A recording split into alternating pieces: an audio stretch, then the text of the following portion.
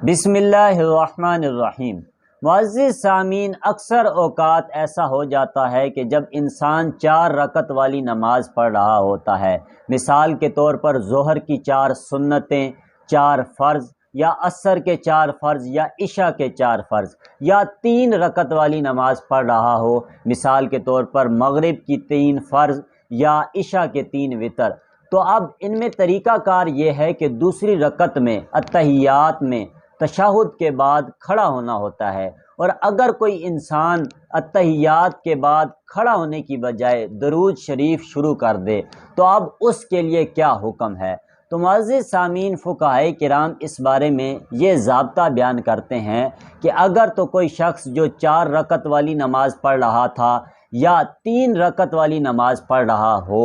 وہ اب اس کے لیے حکم تو یہ ہے کہ وہ اتحیات کے بعد کھڑا ہو جائے، لیکن اگر اس نے اتحیات کے بعد کھڑا ہونے کی بجائے درود شریف شروع کر دیا تو اب اس کے لیے حکم یہ ہے کہ اگر تو اس نے اللہم صلی علی تک، یعنی کہ محمد کے لفظ سے پہلے تک پڑھا ہے، ابھی محمد کا لفظ نہیں پڑھا، صرف اتنا پڑھا ہے اللہم یا اللہم صلی علی، اور اسے یاد آ گیا ہے کہ میں نے تیسری رکعت کے لیے کھڑا ہونا تھا، تو اب وہ کھڑا ہو جائے، اپنی بقیہ نماز پوری کرے، نہ تو اسے سجدہ سہو کرنے کی کوئی ضرورت ہے اور نہ ہی ایکسٹرا کوئی کام کرنے کی ضرورت ہے، اس کی نماز درست اور صحیح ہے۔ اور اگر اس نے دوسری رکعت میں اتحیات کے بعد کھڑے ہونے کی بجائے درود شریف بھول کر شروع کر دیا اور اللہم صلی علی محمد تک وہ پہنچ گیا، یا اس سے آگے دعا تک یا دعا بھی پڑھ لی، جہاں تک بھی پہنچا، اس دوران اسے یاد آیا،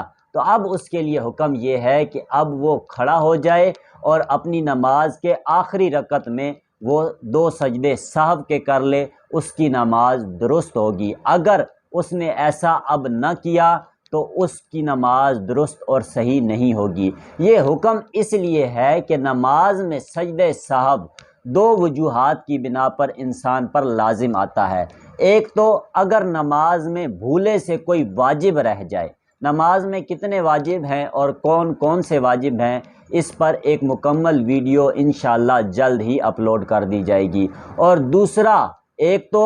واجب کوئی بھولے سے رہ جائے، اور دوسرا اگر فرض میں تاخیر ہو جائے تو اس وجہ سے بھی سجدہ سہو لازم آتا ہے۔ اب قاعدہ یہ ہے کہ دوسری رکعت کے تشہد کے بعد تیسری رکعت کے لیے کھڑا ہونا فرض ہے، اور اب اگر انسان تیسری رکعت میں کھڑا ہونے سے تاخیر ہو جائے، یعنی کہ اس نے اللہم صلی علی تک پڑھا ہے تو یہ تاخیر نہیں مانی جائے گی، اگر اللہم صلی علی محمد یا اس سے آگے پڑھا ہے تو یہ تاخیر شمار کی جائے گی، تو اب اس کی بنا پر اس پر سجدہ سہو کرنا لازم اور ضروری ہے۔ اب اگر اس سے ایسا فعل ہو گیا ہے تو وہ آخر میں سجدہ سہو کر لے، اس کی نماز درست اور صحیح ہو جائے گی۔ مزید ایسے ہی شرعی احکام جاننے کے لیے ہمارا چینل ضرور سبسکرائب کریں۔ واللہ اعلم بالصواب۔